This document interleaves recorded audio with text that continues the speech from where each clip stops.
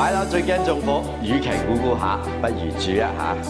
睇樓個零鐘，邊睇得清楚鄰居管理好唔好啊？靈活體驗，月租、日租任你揀，真正融入社區生活。過百屋苑任你揀，住落真係適合先至買。零麻煩入住，全屋家私電器，真正拎包入住啊！用少少租金換嚟買樓安心，絕對超正。告別衝動決定，用體驗贏取置業信心。有需要聯繫我哋啦。翻嚟內地，你中意邊個城市、邊個地方？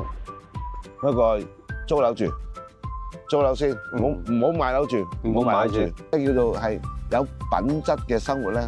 我自己覺得咧，大概係8000蚊一個月嗰個經費咧係比較合適。大概就所以就話10萬蚊一年。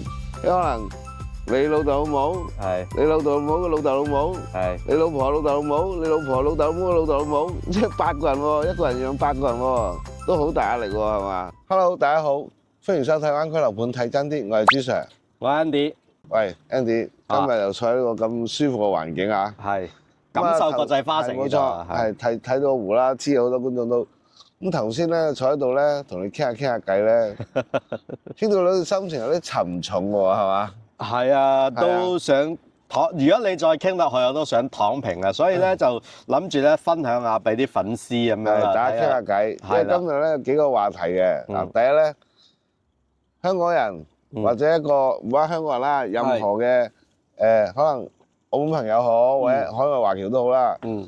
究竟適唔適合翻嚟？我哋唔好講中山，唔好講到咁細，適唔適合翻嚟大陸退休生活？係呢個第一啦。第二就係話，好啦，翻嚟退休生活，嗱，究竟係租樓好啊，定係買樓好啦？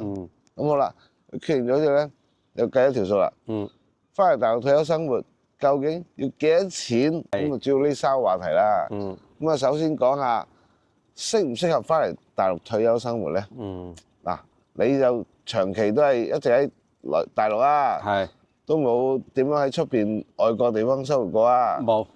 我自己就本身係香港人啦，咁啊喺香港生活咗幾廿年，啊喺香港生活咗幾廿年，習慣咗成個生活好快嘅節奏嘅香港嘅情況，翻到嚟內地究竟適唔適合咧？嗱，其實咧我咧就其實問多餘嘅，因為咧我翻到嚟3年，唔適合走咗啦，唔先翻咗去啦。我見你又好自在嘅咁樣，邊去到邊都至緊要有支煙喺度點住，無一即係放肆咁點。煙不離手，無煙不歡。嗱，係啊，呢樣嘢咧，可能好多觀眾朋友咧係唔食煙嘅，亦都好抗拒嘅。咁啊，呢個各有各人嘅生活習慣啦，啊就冇話好事一定唔係好事噶啦。即係我都想戒，不過真係食咗戒咗可能釘得仲快。嗱，唔係講笑喎，我有啲朋友咧，之前咧比較年長10歲8歲嗰啲咧，可能而家60幾歲嗰啲。聽你講過係咯。哇！真係戒煙咧，唔夠2年走埋。成個人嗰陣係咯。即係可能個身體已經同啲煙啊混合咗啦，突然間冇咗佢咧，可能少咗啲輔助，可能仲大鑊啲。咁啊，但係 anyway 啦，咁啊食煙點都係唔好噶啦。咁啊冇食嘅就唔好食啦。食緊嘅咁啊睇翻自己啦，可以戒咗佢啦。我食咗40年咧，我真係戒唔到啦。戒唔到。唔好講煙嗰個問題，成日講我食煙嘅問題，誤導觀眾。咁啊適唔適合啊？香港咁快嘅節奏咧？即係如果佢退休嘅時間咧，年紀大咗咧，翻嚟咧成個係，所以好慢活嘅生活啊。成個節奏慢咗嚟咧，我覺得成個嘅心情咧都會唔同，同埋最主要一樣嘢，消費咧支出成本咧低咗好多。低好多。係。喂，你都唔低㗎咯喎，喺呢邊都低㗎啦，其實。我同香港比，我感覺你係比我高嗰度。唔會，你成日大魚大肉，我成日嗌外賣，我點食飯都平過你。咁啊，你係嗰啲其他支出高，即係如果係講呢啲都冇咩支出啦。而家又冇成日去花天酒地，唔知如果花天酒地咧，可能支出會大啲。而家都好少花天酒地㗎，而家都飲唔到咩酒㗎啦，已經少咗啦。咁其實咧。適唔適合咧？嗱，我覺得可以咁樣嘅。嗱，如果你本身有呢個退休嘅計劃，目前就係比較初步嘅，可能同我一樣啦。今年咧小弟就53歲。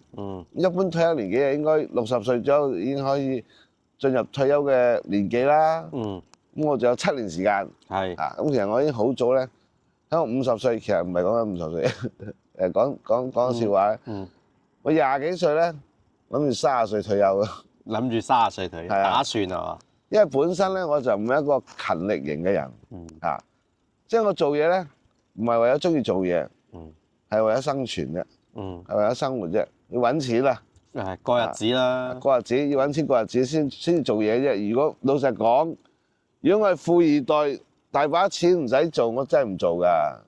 我真係躺平噶，舒服咁長期吃喝玩樂，周圍去旅遊，幾開心係咪先？周圍旅遊係。可惜啊，我出世喺我老豆嘅家庭，唔係出世喺阿李嘉誠嘅家庭啊，嗰啲富豪嘅家庭。如果唔係咧，我就一定係嗰啲敗家仔嚟嘅。現實啲係嘛？咁啊唔係啊，咁冇辦法，所以就我20幾歲咧，當時咧做地產咧，經歷97年嗰個瘋狂嘅時代咧，都揾到下錢嘅，有一個唔錯嘅資產嘅當時。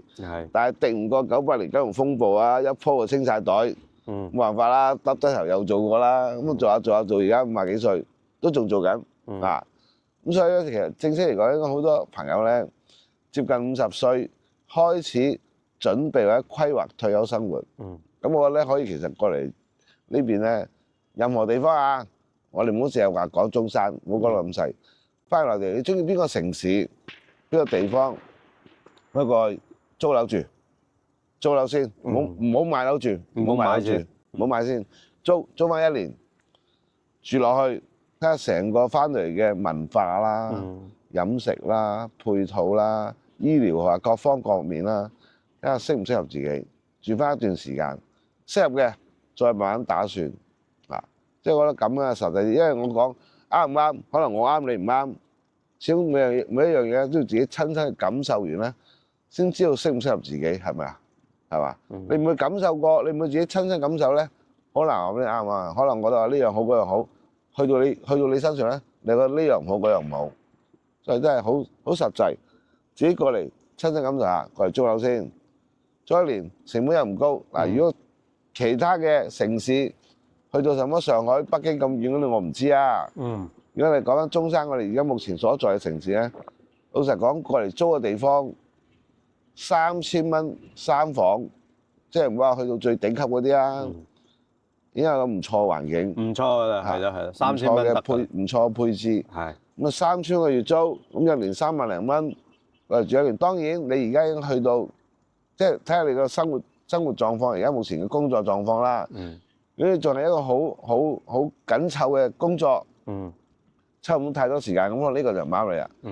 已經去到50零歲啊，你生活已經去到工作啊，去到呢個年紀而家好自由，唔需要日日上班嘅，平時都比較多時間嘅，甚至乎你已經係接近退休嘅，已經係開始係唔工作啦嚇，咁可以過嚟住下咯，住1年，租翻層樓租1年，過嚟住下，適應下個環境，睇下適唔適合自己，先至再決定。咁啊延伸到第二個問題啦，如果過嚟中山好邊度好退休生活咧？究竟係租樓好定買樓好咧？你覺得咧？即係呢個問題好難答你喎。即係你話租樓好就係買樓好咁樣，其實即係有啲人咧，佢係買翻嚟，佢係當一個自己資產。咁我自己唔用，我仔啊、我女會要噶嘛。咁你租樓話就話3000蚊，喂，你呢個後邊錦繡國際花城90方，你供都係3000零蚊，你搞嚟搞去又唔係搞俾人哋，唔得噶啦。因為如果真係退休年紀咧，就銀行借俾你供啊，都供唔到30年。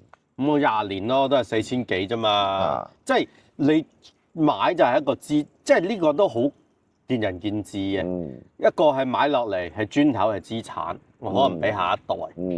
一個咧可能租，即係好似你話齋，你好似你啱講。如果俾我咧，我好似俾人哋講咗4-5次，我點我都係想買㗎啦都。咁頭先你講到係買啦，我係想買啦，資產問題啊。係啦，我表態我係想買，負擔得起。我如果唔考慮資產呢個問題或者傳承下一代呢個問題咧，你過嚟租樓啊，首先一樣嘢租，你每年續約啦，第一要。係咯。同埋有好多人咧，我之前碰過啲客戶朋友咧，佢係想過嚟旅居，唔係一個地方度長住，可能今年住中山，明年住佛山，啊，再下一年咧、後年住惠州，每個城市不同咁去住下。啊，如果你有呢個咁嘅心咧，都可以嘅。問題如果我自己為例咧，我自己就唔中意搬屋嘅。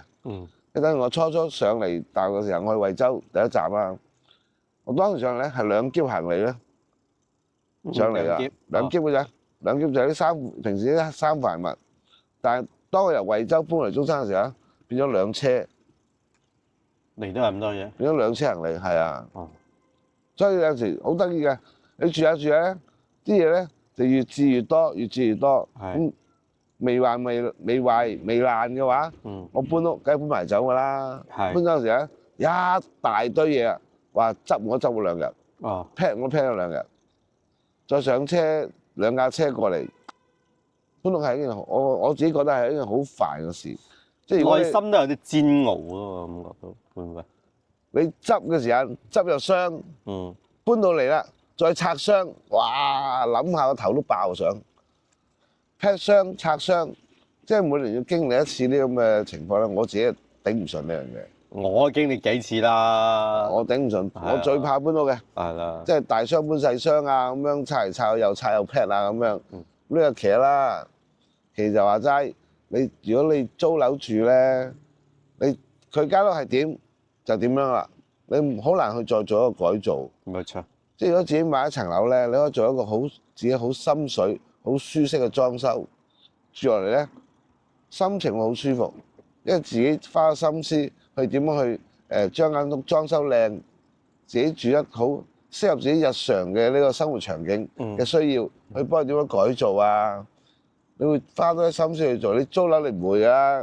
佢俾咩梳化你就坐咩梳化，俾咩電視你睇咩電視㗎啦。係咯，咩價格你咩價格，你唔會幫業主裝修啊，大佬。唔會嘅。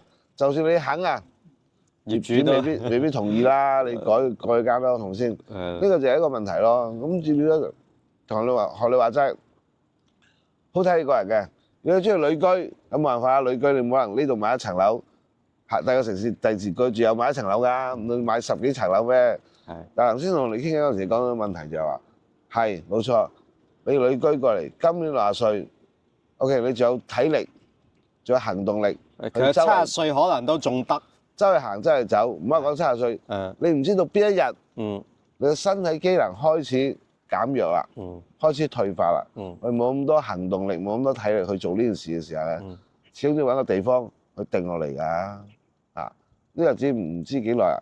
咁啊講緊就係話啊，嗰個60歲可以退休。咁啊講翻租樓定係買樓住啦，咁就睇翻你自己嘅需求。我自己個人意見咧，都係先過嚟租咗先。啊，首先你租一層樓，租1年過嚟，首先第一樣嘢感受下呢邊適唔適合退休生活。你適唔適應到個文化、周圍嘅環境，你中唔中意先？真係中意啦，我覺得買咧好過租，因為個地方咧係比較穩定啲。啊！除非你真係要去旅居啦，有個家感覺咯，我覺得因為自己嘅，係咯。咁啊，呢個第二啦，即係住1年嘅時間嚇，即係感受個環境，感受啲社會文化，適唔適合自己嘅生活？呢個第一。第二喺個區，或者你坦洲好，中山市區好，珠海好，租落嗰度睇下成個區域有咩樓盤適合自己去入手買，咁又可以多啲時間。俾你睇清楚自己住嘅地方，適唔適合退休之餘，究竟適唔適合入手買啦？啊，邊個屋苑、邊個樓盤啊，會比較理想啲啦？成個嘅生活配套啊、日常嘅環境啊，啱唔啱自己啦？呢樣啦，咁啊，租樓、買樓就咁嘅情況啦。咁到第3樣咯喎，頭先就係講到你最灰啊，啊，咁究竟如果真係過嚟退休生活，喂，要幾多錢先夠退休咧？嗱，我睇嗰個數據，香港人咧目前嗰個平均壽命咧係政府嘅統計處公佈嘅。嗯。男嘅咧就83歲，係。女嘅咧就88歲。冇錯。咁我當你60歲可以退休咧，平均仲要生活25年，係。生存25年。咁要生存25年喺唔做嘢冇收入嘅情況底下，要幾多錢先足以維持你25年嘅開支咧？咁頭先你就話佢過嚟呢度4000蚊得啦。如果大陸係差唔多。係。但係我同佢講，我話4000咧，即係生存，唔係生活。即係每日鹹魚白菜。又唔使去到鹹魚白菜嘅，反正就係好樸素、好簡樸嘅生活咯。豆腐魚加青菜。但係我咧就成日覺得咧就係，即係如果你去到60歲退休啦，老實講，前面嘅前半世係後生到退休做咗幾廿年，臨尾人生嘅最後嘅時光，喂，唔好話享受啊，食好少少，對自己好舒適啲啊，係咪先？做咗幾廿年咁辛苦。即係一講到呢個計數話題咧，啱點解我即係慣性咁樣後退一陣咧？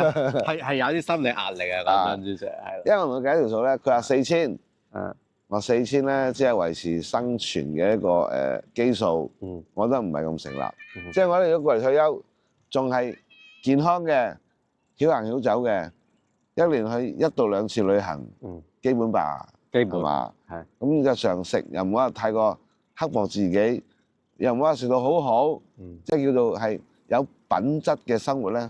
我自己覺得咧，大概係8000蚊一個月嗰個經費咧係比較合適。大概就所以就話10萬蚊一年，10萬一年，10萬一年嗰個經費。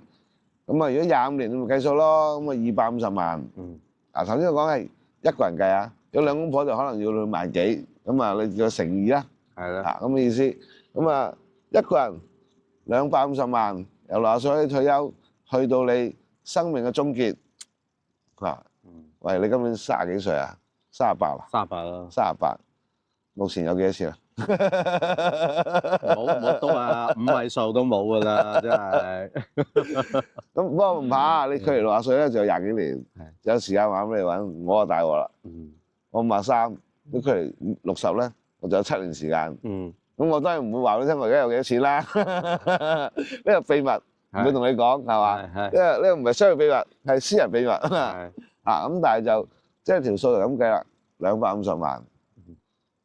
起碼60歲揸住呢條數，一個人自己個人啊，先夠使到你嘅生命完結。咁同埋一樣嘢，你要保佑或者希望自己身體健康。喂，我想問你一個問題啊，咁你揸住呢筆錢，你香港過唔過到嘅啫？梗係過唔到啦！即係你50幾生活到83到250萬都過唔到。25年200幾萬點生活啊？即係過唔到。生存咯，生活就冇啦，又唔使去到鹹魚白菜嘅，簡樸啲、清淡啲嘅生活咯，咁啊 OK 嘅，同埋最好咧，你自己住嘅地方解決到啦，唔好話仲要供樓啊，仲要租樓，如果淨係租樓咧都過萬一個月，咁你所以好攰嘅，聽你講到呢啲，即係咁啊，哪怕係你後生你就有20幾年。咁大把時間俾你揾錢，大把時間俾你儲錢。我得啱7年，你就有20幾年，你係我3倍。所以你唔怕，有排未到，唔使擔心。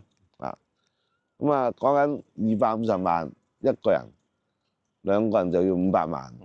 咁啊，觀眾嗱，我唔會講我有幾多啊。咁觀眾有幾多自己知啊，係咪先？亦都唔需要話俾我知，係嘛？咁但係就話呢條數，我唔計通脹。嗱，因為可能講緊話20年前嘅生活嘅水平、物價嘅水平，同今時今日生活水平、物價水平都唔一樣。咁你去到今日計條數，你今日夠用，20年後夠唔夠用咧？20年後，但係當20年後，可能你都話，我都冇剩咗冇幾多年啦。同埋頭先我講嘅話題就係，你仲要一樣嘢，你身體要健康，唔好話咧去到挨住70歲咧，周身病痛，要人護理啊。即係如果你要人護理嘅話咧，你又多一筆使費嘅喎。咁啊係啊，係咪先？咁啊係。即係要專業護理啊，或者養老院啊，啲使費又唔同嘅咯喎，可能就唔係幾千蚊可以解決到一個月嘅咯喎。所以咧，講下講下你都好灰係嘛？係萬一自己身體唔好，都有人照顧，話真係時間係一匹布咁長。但係你啲數字咧咁樣堆落，好似天文數字咁樣。其實點講咧？即係你話齋，60歲退休，平均壽命80幾歲，就有廿幾年。廿幾年其實就係一般人生嘅1/3。因為嗰段時間你係冇咩太多收入期啊嘛，所以係放咯。完全當你完全冇收入㗎啦，即係我唔計咩香港嘅生果金啊，因為香港基本上冇退休金啦。係啦。除非你後生嗰陣做嘢，供落啲強積金啊。咁啊，到時就攞翻嚟就係嗰條數咯。就係嗰條數咯。係嗰條大數咯，同埋自己嘅積蓄咯，加埋有幾多錢咯。咁啊，生果金我唔計啦，內地有社保有退休金啦。係嚇。咁但係到你退休嗰陣時間咧，內地嘅社保退休金咧，可能都使晒喎，冇你份喎。所以即係都幾灰咯。講翻啦，而家內地咧，聽講就話咧，一個後生仔咧要養4個老人。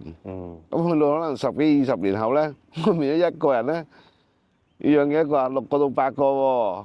有可能你老豆老母，你老豆老母嘅老豆老母，你老婆老豆老母，你老婆老豆老母嘅老豆老母，即係8個人喎，一個人養8個人喎，都好大壓力喎，係嘛？呢啲壓力咧，真係有一樣嘢從來未離開過我，知唔知咩啊？咁多年就係壓力咯，係咪啊？不離不棄，係嘛？係啊！唔怪得成日話瞓唔着啦，不離不棄。咁其實講真嘅，長命功夫長命做，係嘛？你無論年紀啊、年長又好啊、後生又好，你係對於個生活嘅話咧，一定要充滿希望咯。同埋嘅話，係嘛？咁你咁樣雖然你記出呢筆數嚟啫，係有啲恐懼啫。咁但係嚟講，又唔係咁過咗嚟，係嘛？其實恐唔恐懼咧，即係我覺得就話齋，一個人去到你養老金200零萬，今時今日200零萬，真係唔係咩大錢一啲，冇錯，係咪啊？冇錯，你曾經都揾過唔少啊，都揾過啲，係咯，係200零萬其實真係唔係咩大錢。問題你後生嗰陣時咧，點樣去理財？點樣去掙錢？點樣去儲錢？所以呢個課題咧有啲深，亦都有啲沉重嚇。咁但係咧都係每個人必須要面對嘅。因為人咧生老病死就必然階段係嘛？每個人都會經歷嘅，每個人都會到嗰個年紀，需要面對呢個問題。咁啊，即係話齋，可能就話即係後生嘅時間點樣去安排啊？點樣成啦？咁但係就話齋，而家都唔好講到咁深啊！咁講到咁情緒咁低落，反正就其實想講翻就話，如果你已經開始有呢個退休嘅規劃嘅話咧，咁點樣去規劃自己喺邊度生活啊？喺香港繼續喺香港生活啦，即係面對一個咁高壓環境啊，還是係翻嚟內地比較舒適，成本比較低，好似比較輕鬆可以得到一個唔錯嘅生活品質嘅生活咧。咁但係話齋過嚟生活適唔適合自己咧？即係過嚟咧體驗下先啊，到時睇下自己適唔適合，先至再決定。唔好馬上咧就過嚟一夜買一層樓，一夜過嚟退休，發覺住落咧唔啱嗰陣時咧，啊樓就買咗啦。係咯。人啊過嚟好似唔啱住咧，咁啊大鑊啦，咁啊棘手啦，咁麻煩啦。咁所以就話咧審慎啲，即係好似有少少倒自己米又係咁啊。我哋賣樓，叫人唔好買樓。都唔會嘅，咁你如果煲開我哋片。即係同我哋買樓啲客戶咧，一般都唔會話，即係我哋做生意誠信行先啦，係嘛？第二個每個月咧都做埋啲總結俾大家，即係唔好中伏啲樓盤先啦。咁有時你買咗樓，咁你自己嘅話就即係首先係第一印象先，你有係大概有啲貨先，咁然之後再過嚟體驗下，咁咪得咯。大概有啲貨，即係大概有啲錢啊？你意思啊？唔係，即係我話係大概係買。即係嗰幾個樓盤比較有心水先咁樣咯。咁都係嗰句，過嚟租樓先，住一排，體驗下先，係感受下先，都係咁樣。因為任何人講咩都冇用，佢即係覺得好舒適，環境好適合，係未必適合你。冇錯，你自己過嚟生活過、感受過，真係啱啦，先落手。冇錯，咁啊最穩陣。什麼咩中唔中伏啊？唔好理佢。你過嚟唔感受下咧？都唔代表你一定唔會中伏。冇錯。你話感受過啦，親身體驗過啦，實踐過啦，冇錯。喂，咁你中伏機會都低好多啊！起碼自己或者一樣嘢叫咩啊？